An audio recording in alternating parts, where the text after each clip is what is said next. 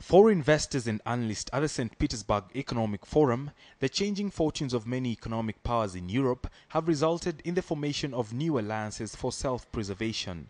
Whether we're talking about political evolution in Russia or economic development in Africa, there remains a clear overemphasis on current difficulties and constraints and an underappreciation of the pace and magnitude of modernisation and change. And while Europe is trying hard to put its house in order, African economies have been caught up in a tough situation in choosing trading partners, especially now that the world has turned its attention to Africa, especially in regards to her rich natural resource reserves, and Russia is one such investment destination that Kenya is now keen on.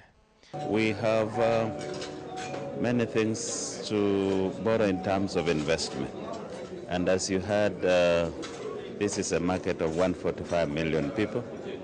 There is appetite for African products in terms of fruits, in terms of tea. Prime Minister Raila Odinga, who represented the country in the economic talks, affirms that it is time the country sought alternative markets for tourism as Kenya's source markets continue to face the brunt of the Eurozone crisis. Infrastructure basically opens up the country to investments. But thereafter, of course, then there has to be investments, which will then create sustainable jobs in the country. Here, for example, we're talking about trade in flowers, because, as you know, we produce a lot of flowers, and we could produce more if we had got to bigger markets. So here is a very big market. This is one area. And the other one is tourism. However, for this to happen, Kenya must strive to build competitive advantage in tourism and horticulture sectors, as well as explore other non-traditional areas of trade.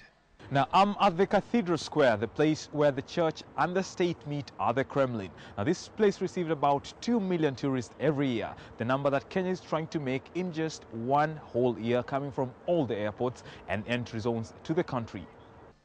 Currently, Kenya exports 5 billion shillings worth of cut flowers and tea to Russia via Netherlands, while it imports about 9 billion shillings worth of steel and other commodities from Russia, a trade balance that is healthy compared to what currently stands between, say, Kenya and China.